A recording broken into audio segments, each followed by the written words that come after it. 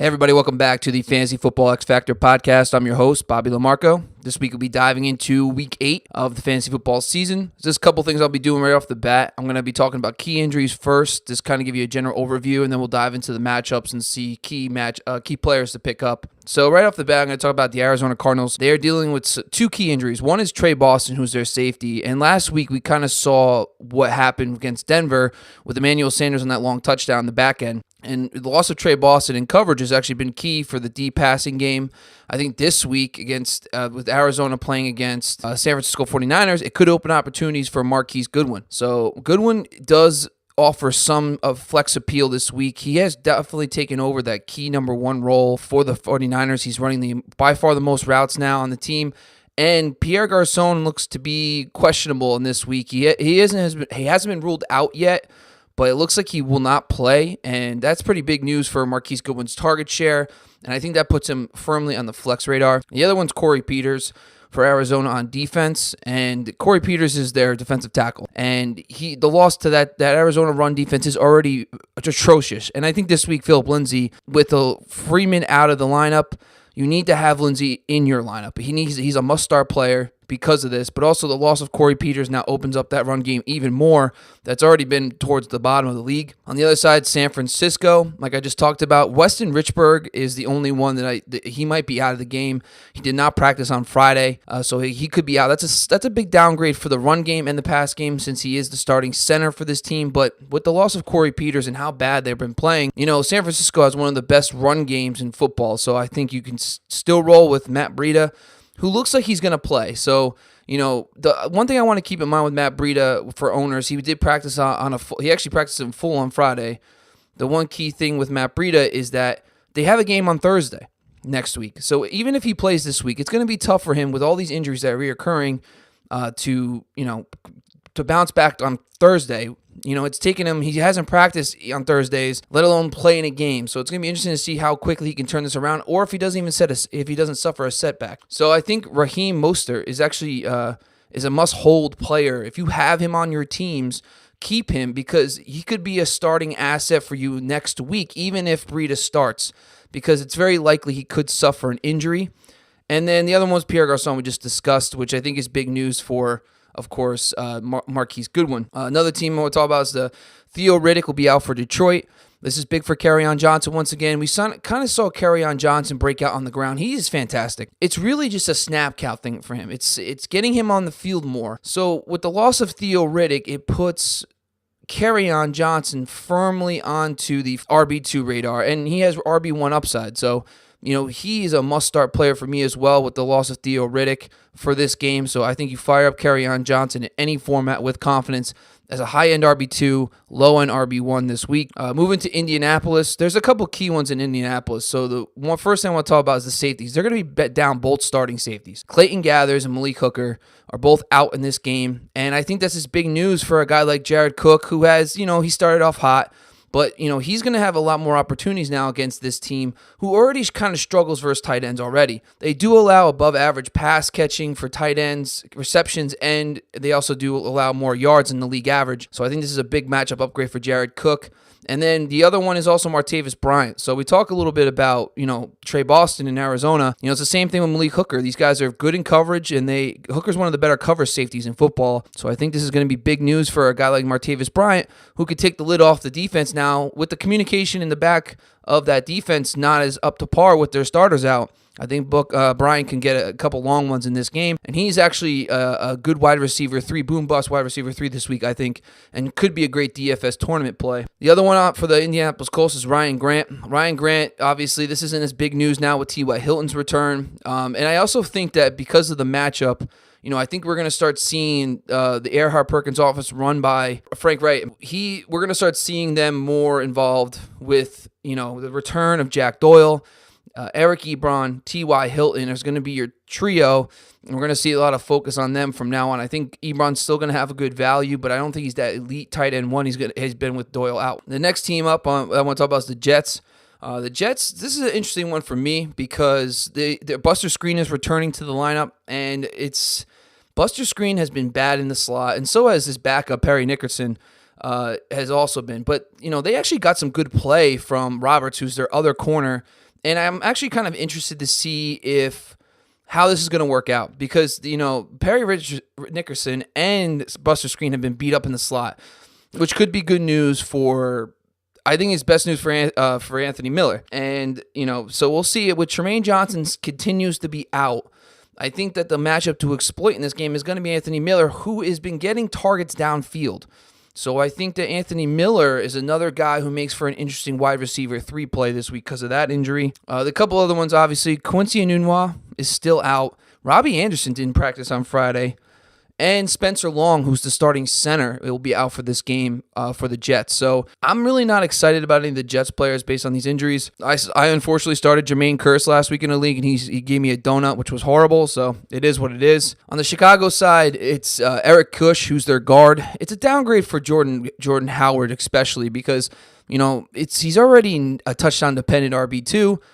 But I think that the Bears can move the ball well enough against this secondary to give him some opportunities at the goal line. So you're still banking on a rushing touchdown for him to be a startable asset. So, it's a starter. He's a starter, but he can hurt you if he doesn't get you a touchdown. So I'm not in love with that, especially with the loss of a starting guard in his matchup. Next up is the Minnesota Vikings, and these are big ones. So the Vikings, for me, this Vikings-New Orleans matchup is setting up to be a shootout.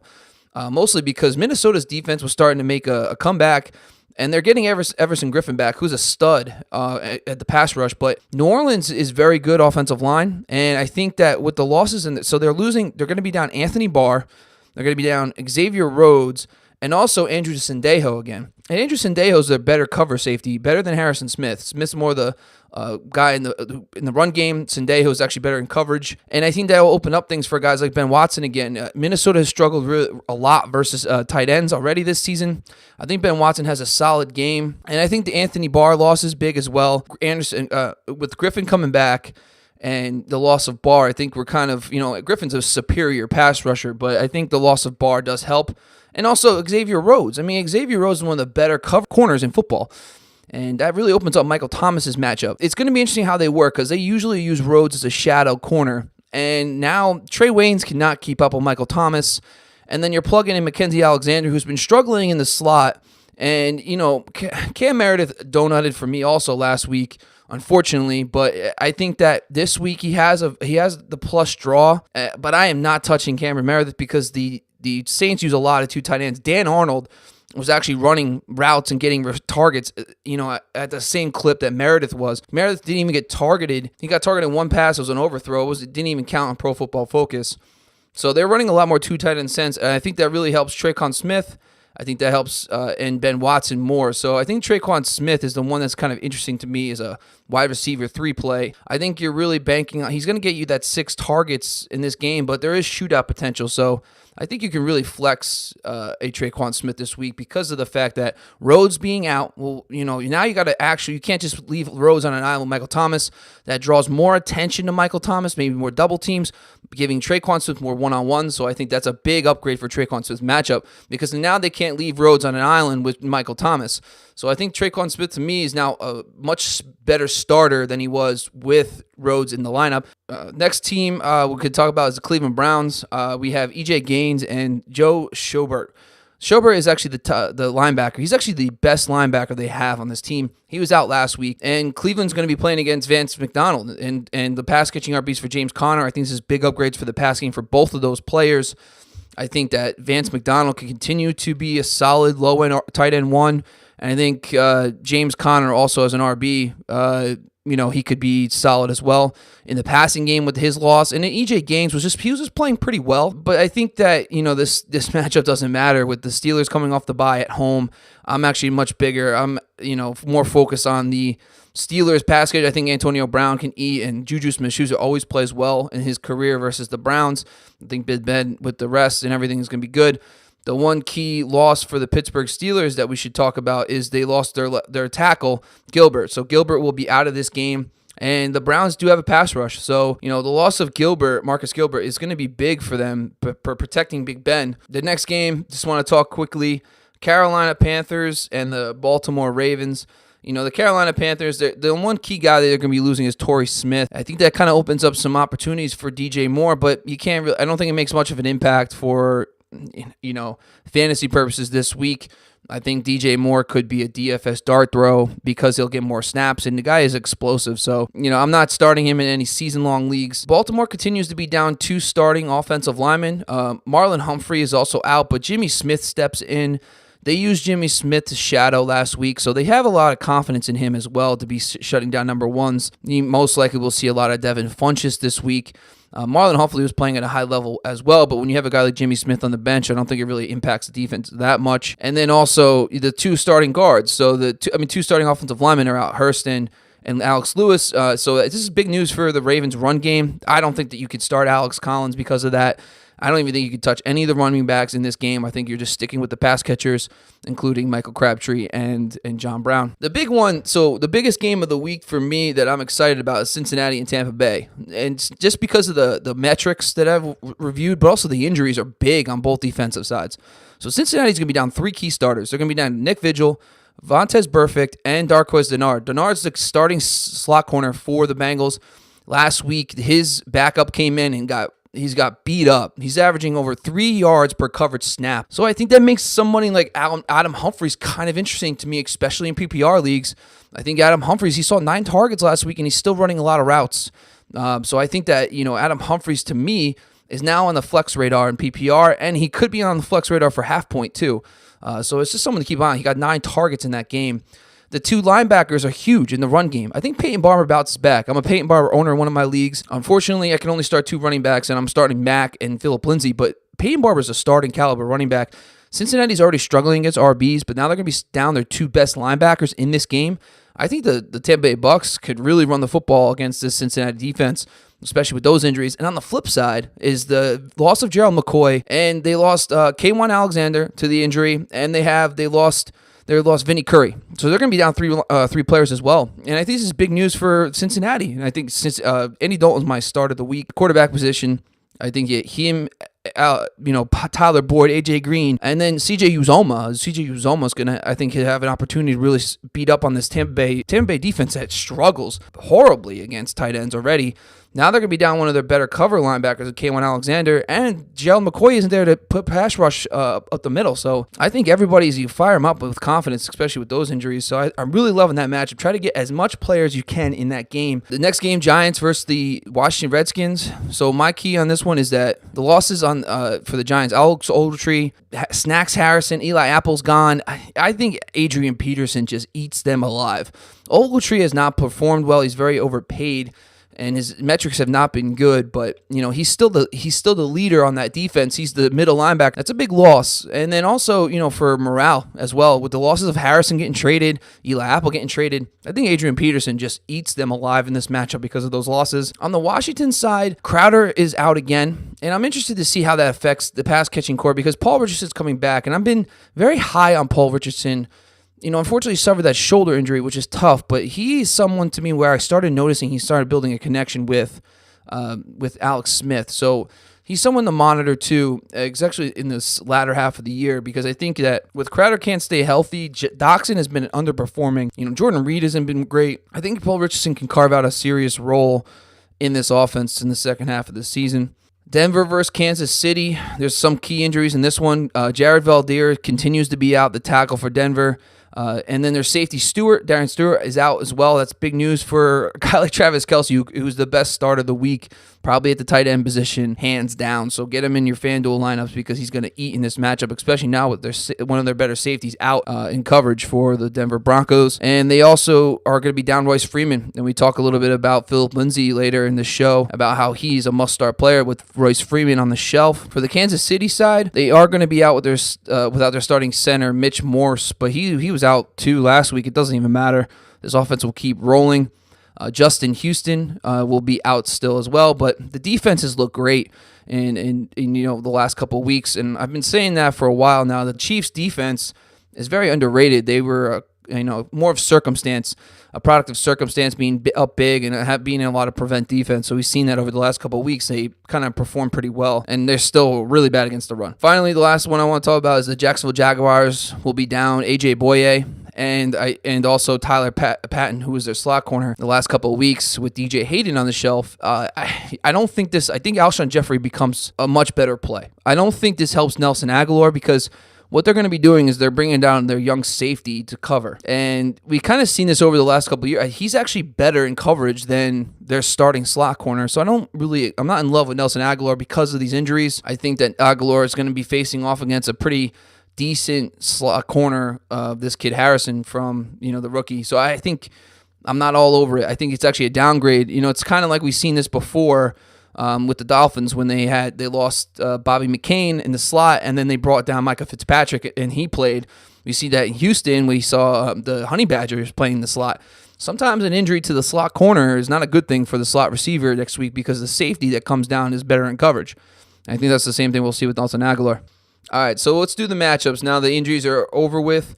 The first game we're going to talk about, the London game, is the Eagles versus the Jags. We already talked about the key injuries, and I think that on the Eagles side of the football, it's a three-way running back committee. And honestly, I can't sit here with any confidence and tell you who's the guy because they all got work last week. Adams is now getting involved. Corey Clement, I think you can get away from this run game. The one guy's, obviously you're starting Zach Ertz. No one's ever going to not tell you to start Zach Ertz. I think Alshon Jeffrey against Jalen Ramsey is a solid matchup for Jeffrey. Ramsey has been good, but he hasn't been elite this season in coverage, according to Pro Football Focus. So I think Alshon Jeffrey needs to be in your lineups. On the opposite side, though, Carlos Hyde is interesting to me because of the fact that him and Yeldon now will be splitting work, and that really hurts Yeldon. So I don't think you can start either one of these guys against an elite team like the Philadelphia Eagles against the ground. I mean, we saw Christian McCaffrey barely do anything last week on the ground versus defense. I'm not really excited to start either of those players, but the one guy I am kind of interested in starting is Dante Moncrief. He will see a lot of Jalen Mills. Mills has actually been playing a little better over the last couple weeks, but he is a liability still in coverage. He's actually allowing 1.71 yards per covered snap, which is inside the top 15 in the NFL over the last couple weeks. And, I think Dante Moncrief can really play very well in this matchup versus Jalen Mills. He's on my flex radar. You can get him in your lineups. I think he's a good solid play this week. As for the rest of the pass catchers, that's really the only guy I want to identify. I think Moncrief is really taking over as the number one. Next matchup, Ravens versus the Panthers. On the Ravens side of the football, so, I really took a look at it. It's going to be a one-sided game. I think the run games in both sides are not going to be that great. So I think it's going to be a passing-oriented game with Joe Flacco and maybe Cam Newton. Cam Newton's just kind of a loophole, but let's talk about the Ravens first. The matchup favors Michael Crabtree. Michael Crabtree is going to be going up against James Bradberry. And James Bradberry is actually in the 70s in coverage grades for Pro Football Focus. So I think him versus Dante Jackson. So Dante Jackson is he's the young kid that will be covering John Brown. He's fast. Jackson actually runs a 4.3 40. And I think he can keep up with John Brown. And I think that over the last couple of weeks, we've seen this kind of change in the philosophy of the Ravens passing game. The volume is now going towards Michael Crabtree, but it's starting to even out the air yards. So air yards and receiving yards over the last 3 games, Crabtree and John Brown are identical in those metrics. But what Crabtree is getting, he's getting the red zone work, and he's also getting the targets overall. So I would take the matchup with Crabtree over John Brown in this week game. And then, like I just said, we're sitting Alex Collins. Don't even fall for that trap. I think this is a bad game for him on the ground. And I think that Joe Flacco, for example, could be a low-end flex. So in the sense of a quarterback streamer. So I don't really think that he really is a good matchup play this week. But I think that the one guy I want to play is Michael Crabtree in that matchup. On the flip side, the one guy in the Panthers, so Devin Funchess has a really tough matchup against Jimmy Smith and those guys.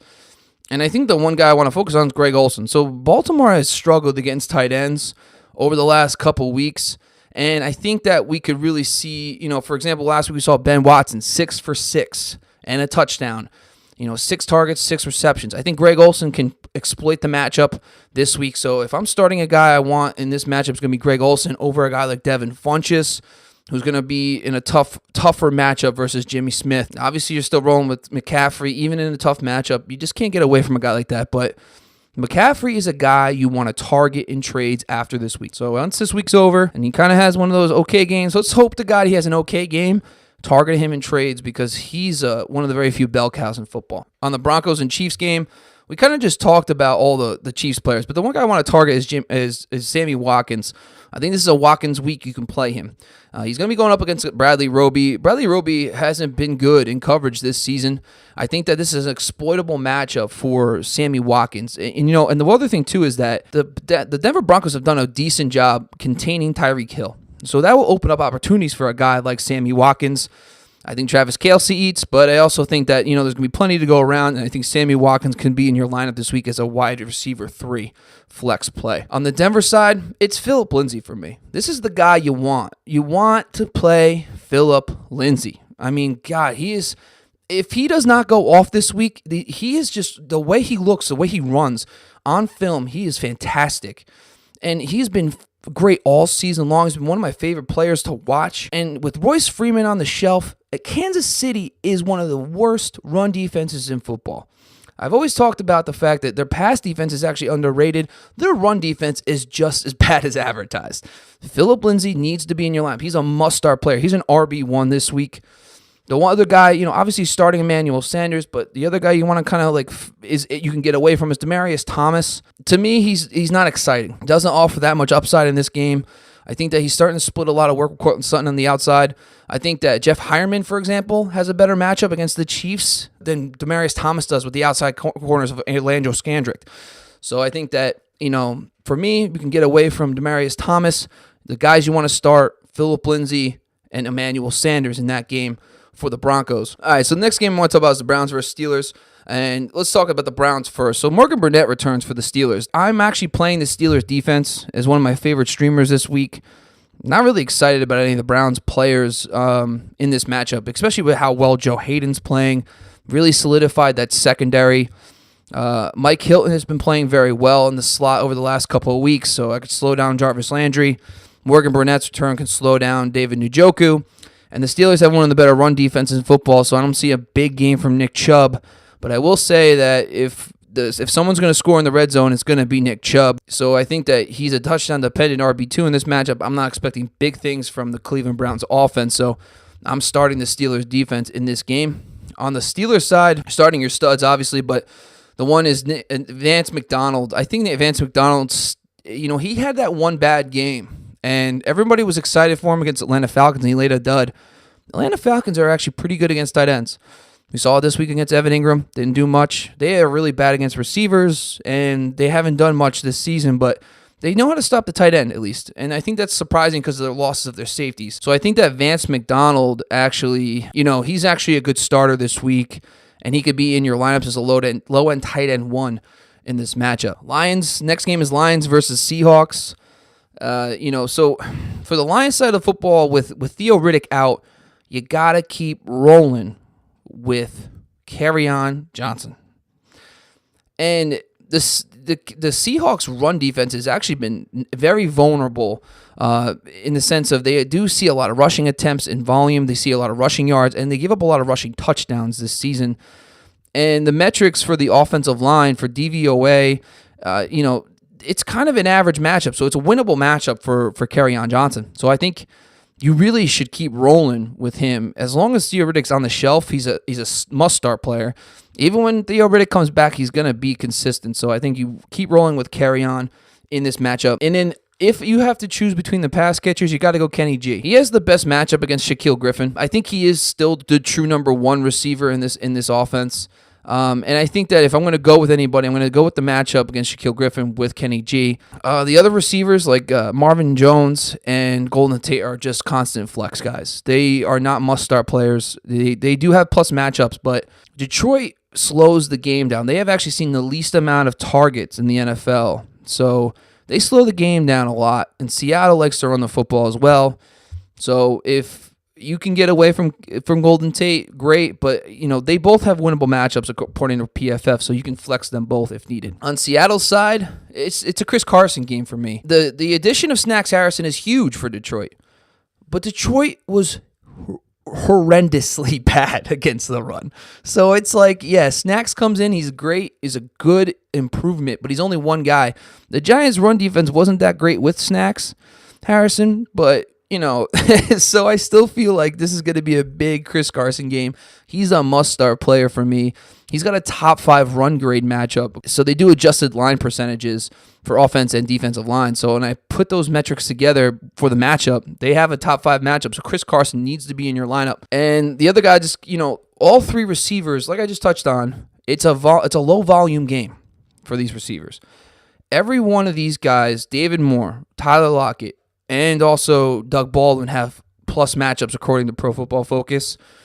But it's a low volume game. So if you're going to take a shot, you're going to take a shot with the guy who's getting the target, and that's Doug Baldwin from last week. He looks like he took over as the number 1 again.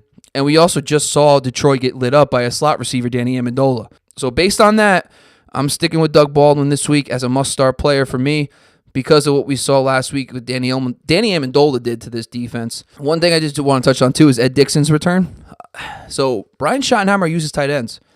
Don't be afraid to take a look at a guy like with Ed Dixon, over the next couple of weeks. We saw Will Dissly play pretty well for this team, and I think that, Ed Dixon's going to be running routes. He's going to be getting targets in this game, so he could be a thing in the next couple of weeks because of the Brian Schottenheimer offense. Next matchup, guys, is Bengals versus Buccaneers. We just talked about all the injuries, and I think this is one of my favorite matchups to attack. And on the Bucs side, for me, I think you could start everybody. You could start Evans. You could start, obviously. But the guys like fringe guys, Barber, he's practicing. I think last week was a fluke. He got hurt early in the third quarter. He went down with an ankle injury. He tried to play with it. It did not happen. He did not get any touches in the second half because of it. I think Peyton Barber is an underrated RB2 play this week against the Cincinnati run defense that has been atrocious. It's an above-average matchup in the run game for based on rushing touchdowns and yards per carry and yards per game allowed. This Cincinnati run defense isn't good. Now they're down their 2 key starting linebackers. I'm all over Peyton Barber, for example. The only reason why I'm not starting him is I'm starting Marlon Mack, and Philip Lindsay over him, but I think he's a great play this week in this game. I also like Chris Godwin. And the reason why I like Chris Godwin is that, Cincinnati does allow a lot of plays inside the 10. And I think what they're doing now is they're kind of using inside the 20s, they're using Deshaun Jackson, and inside the red zone, they're using Chris Godwin. And Chris Godwin's getting a lot of targets. He leads the team in targets inside the 10. I think this week he can get you a touchdown. I just call it a hunch, but based on what I've seen, the targets and how the Bengals do allow a lot of plays inside the 10, I think you can roll Chris Godwin out as a solid flex play this week. I think he gets you in the end zone in this matchup. And then the other guy I want to talk about is Adam Humphries. Talked a little bit about earlier in the podcast. I think he could be a PPR flex play this week. He's running a lot of routes. And he's getting a lot of targets. Usually a recipe for fantasy success. And now with Darcus Denard's back up in there, Tony McRae, I think you can roll with Adam Humphries as a surprise. I think he's going to surprise people this week. On the Bengals side, it's chalk. Dalton's my start of the week. CJ Uzoma's my tight end start of the week. Tight end streamer. Boyd, roll with him. I mean, he's going up against MJ Stewart, who's allowing an insane amount of yards per covered snap this season. Tyler Boyd has got to be in your lineups this week. He's a must-start player, along with AJ Green. They don't have the personnel to stop AJ Green. The Tampa Bay Bucks are just probably the worst defense at covering the tight end. Now you take out Quan Alexander from that side. He's a must-start player for me. I love this matchup. If you can get your hands on a player in this matchup, do it. Right now, personally, I'm struggling with Martavis Bryant or Adam Humphries. It's like that safety guy versus the boom guy, but I don't know. So we'll see. Next up, Bears-Jets. Bears side of the football, Anthony Miller to me is an intriguing play because of the fact that he's going to have a very good matchup in the slot. And the thing is, Anthony Miller is getting targets down the field. He got 5 targets down the field in that game, and they love throwing that deep ball. I'm a little worried about his shoulder injury. Dr. David Chow, the Pro Football doc, actually noted that, on the one pass in the end zone, he only raised one arm. He didn't go up with 2 hands because of his shoulder. But I think Anthony Miller, to me, is one of those sneaky wide receiver 3s this week. He can get you some points, especially because either Buster Screen or Perry Nickerson, whoever plays in the slot is going to get beat up by him. So I think he's an interesting flex. Him, along with Martavis Bryant and Adam Humphries, are my 3 guys I'm discussing for my wide receiver 3 spot this week. Taylor Gabriel, he let me down last week. It's unfortunate. Allen Robinson does look like he's going to play. But I think the Jets secondary is kind of, even with Tremaine Johnson out, I think Maurice Claiborne and Darrell Roberts on the outsides, if they keep those guys in, they've been playing pretty well on the outside. So, I'm not in love with Taylor Gabriel. I love his speed, and I think he is kind of the poor man's Tyreek Hill.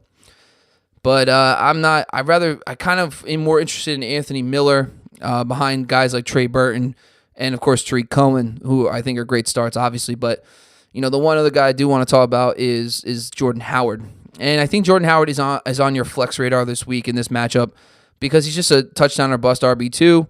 But, I think that because of the matchup, facing a Jets rushing, it's a plus matchup for rushing touchdowns. You can move the football against the Jets. I think that, he's almost a lock for a rushing touchdown every week because of how good this offense is playing. So you can continue with Jordan Howard.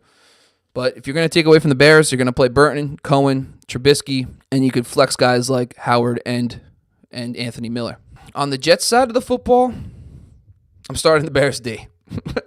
I'm not excited. I know the loss of Bilal Powell kind of opens up Trenton Cannon as his sleeper guy, but I'm not. I'm going to roll with the Bears at home against this Jets offense that's just depleted. Robbie Anderson's banged up. Enunwa's out. Terrell Pryor's gone.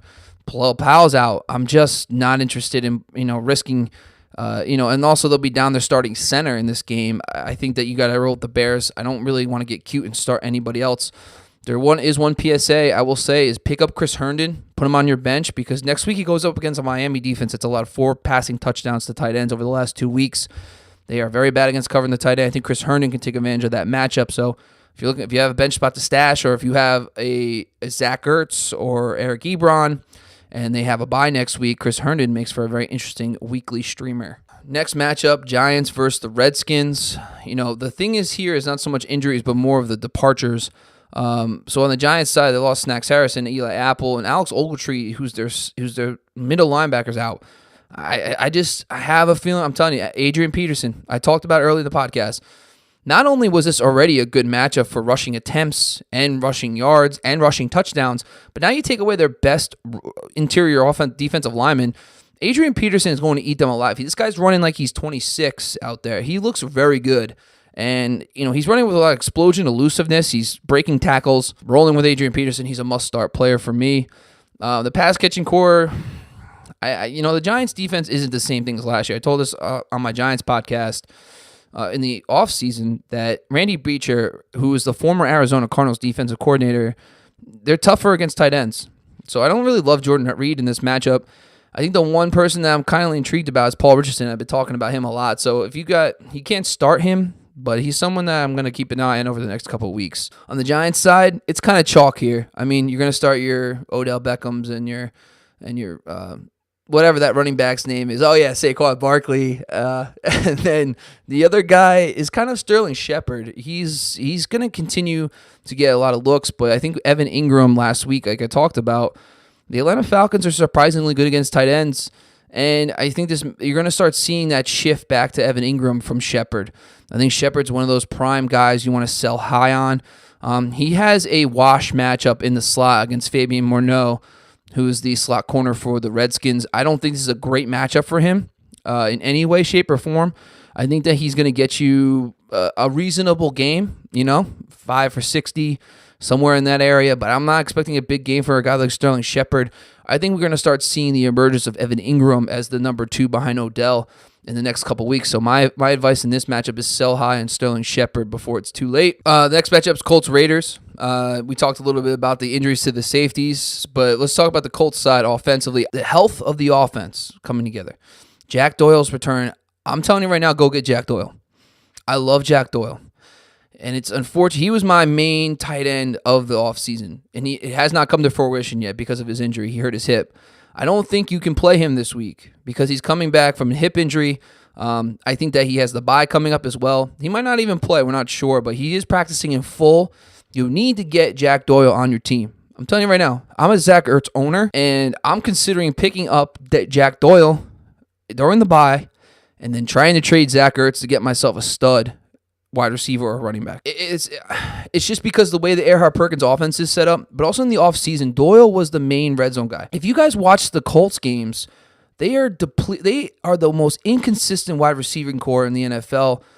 With the drops they have with Chester Rogers and Zach Pascal and even Eric Ebron. Ebron has been so good because Andrew Luck is a technician in this offense. You need to get as much Colts as you can.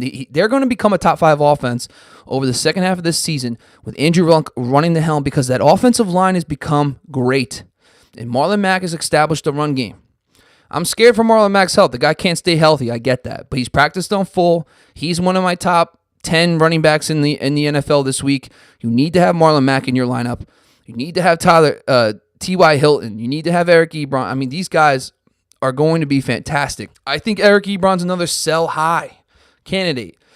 If you can get if you could pair Ebron with another wide receiver 2 to get an Ertz or to get a Kelsey, do it. Just do it. I think Jack Doyle coming back hurts Ebron's ceiling, but I think that he's still going to get a good solid target volume as the third pass catcher. I think that Chester Rogers falls off the face of the earth, but I think you got to get your hands on these Colts. I think this week is going to be a great matchup for them as well. The Raiders are one of those defenses that doesn't see a lot of passing game volume because they're getting run against all the time. So I think that either way, I'm just telling you, the Colts offense to me is the most exciting, growing investment you got to make. Try to get as many Colts as you can in the second half of this season. On the Raiders side, we'll see. I mean, this is a big wait-and-see mode. You know, the Colts defense has struggled against tight ends, and I think Jared Cook is the only guy I'm actually looking to start. You know, the loss of Malik Hooker is big. He's their best cover safety, but also Clayton Gathers continues to be out. I think that involves that Jared Cook will have a big matchup upgrade already against a Colts defense that struggles against tight ends. The other guy, Jordy Nelson to me has a better season-long outlook than this week. And the Colts don't have the talent at corner, but at the same time, their defense is they get a lot of pressure on the quarterback. Kelechi Osemele returning to the Raiders is huge for Doug Martin. It's huge for Derek Carr. And that's why I kind of believe in my heart of hearts that Martavis Bryant could get you some points this week. I think Kelechi Osemele, his loss in that run game was huge for Marshawn Lynch. I would say that Jalen Richard is definitely a PPR flex play. The Colts are very vulnerable against the yards after catch metric. They do a lot of that. And we saw with Chris Thompson, for example, when they played the Colts, had decent games. So I'm okay with Jalen Richard as a flex PPR play. But the guys I want to start is Jared Cook, and I think he's the main guy on the Raiders side. But Martavis Bryant's a great bench stash. I'm actually I might have to start him this week, but it's more of a hunch than anything about these safeties being out. I think it opens up more, but I think Kelechi Osemele's return is huge for that offense overall. Next matchup is the 49ers and Cardinals, and so for me this game is kind of the Byron Leftwich. We'll see what's going to happen. This is a plus matchup for the passing game in air yards after catch, and passing touchdowns. San Francisco's defense isn't intimidating, especially you got to keep in mind they have a short week. So the Oakland Raiders and the 49ers are playing next Thursday night. So guys like Richard Sherman, for example, he's either going to play this Sunday or he's going to play next Thursday. Him and Matt Breida are two very interesting guys you got to watch out for, because if Richard Sherman sits, I think Christian Kirk becomes a wide receiver too. I love Christian Kirk in this matchup against the outside corners without Richard Sherman will be huge for him. And I think that, Williams in the slot for San Francisco I don't want to say he can keep up with Larry Fitz. I think Larry Fitzgerald is a rising fantasy value because his injury, he's no longer listed on the injury report with the hamstring injury. I think Byron Leftwich's infusion of the offense, you got to keep in mind the guys that there's one huge factor here.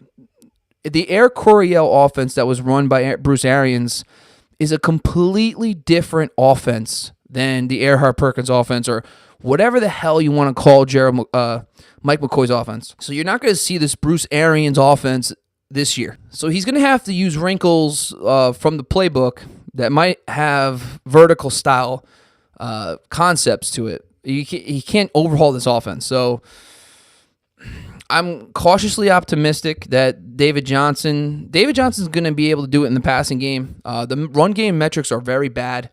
But San Francisco is not good at covering tight running backs. So I think David Johnson's a startable player, obviously, because he's going to be able to do work in the passing game.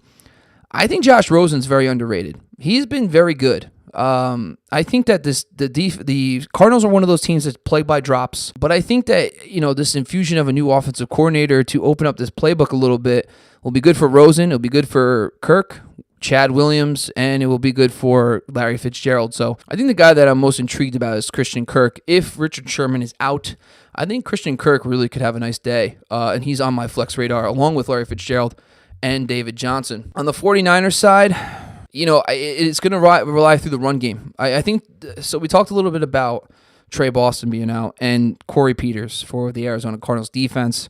I think that the run game is going to, I'm interested to see if Matt Breida plays.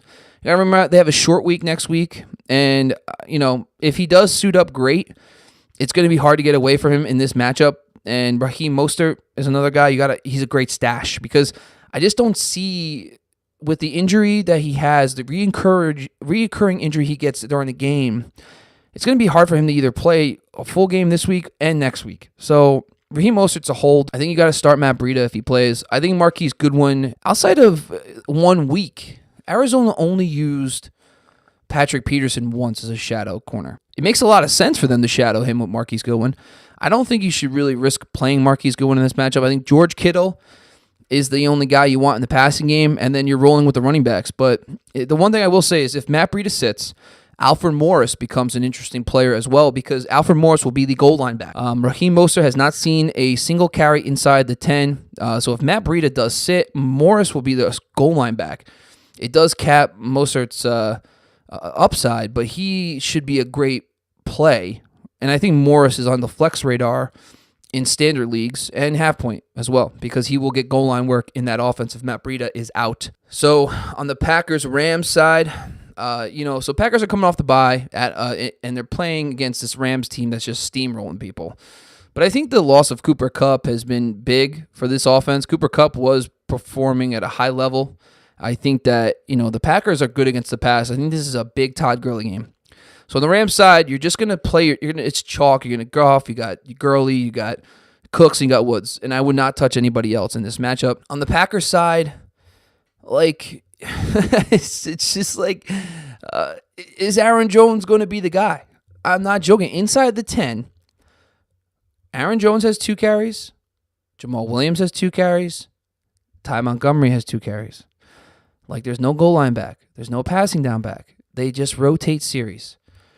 And I will say, all offseason, the Packers beat writers and everybody said at some point during the season, this will be Aaron Jones' backfield. Now, coming out of the bye, it's not a bad idea to feel out the Aaron Jones owner and just stash him on your bench. Because if they decide to turn this offense over to Aaron Jones, he will be a league winner. And they did say in the offseason that it's a possibility that Aaron Jones takes this job at some point in the season. So I'm not against it. I am an Aaron Jones owner in one league. I am not starting him, but I am stashing him. And I think that's what everybody should do, especially if you can get him relatively cheap coming off some down weeks. In the pass catching core, Troy Hill and Marcus Peters have been playing better. And Marcus Peters is now healthy, which is great news. So the outside corners of the LA Rams have performed a little bit better over the last couple weeks, and that's mostly due with Marcus Peters' health. So I think that outside of Devontae Adams, I'm not overly excited about Geronimo Allison, especially with Cobb back as well. And Marquez Valdes-Scantling is not a player you want to play until we see how this pass catching core shakes out. Jimmy Graham is a great play against this the LA Rams, who have struggled against tight ends all season. So I think that, we've seen multiple times, George Kittle recently had a good game against the Rams. I think Jimmy Graham, to me, is one of the better buy low tight ends because he's not scoring touchdowns yet. And that's going to change. He's getting the looks in the 10 zone, inside the 10. So I think Jimmy Graham's a great value. So the last 2 matchups, guys, are kind of... So the Saints on Sunday night versus the Vikings, and then the Pats versus the Bills.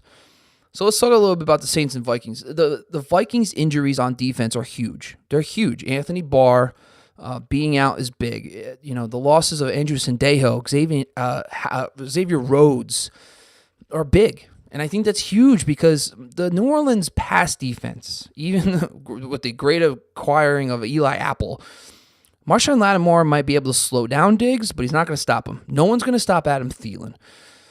The one guy will sit in this matchup is Kyle Rudolph. The New Orleans is very good against tight ends. I think that I would rather start Ben Watson in the same matchup over Kyle Rudolph. The ground game, too, New Orleans is one of the best run game stoppers in football. Their run D is tough, and I am not playing Latavius Murray or Dalvin Cook. I think Kirk Cousins, Diggs, and Thielen eat in this matchup. I think that's where you're going to get your points from. On the Saints side, they went to a 2 tight end set against the Ravens because the Ravens are struggling. Their strength is their corners. And it's hard to kind of envision it being anything different. I mean, the Minnesota Vikings have struggled against tight ends, so why wouldn't they employ the same philosophy?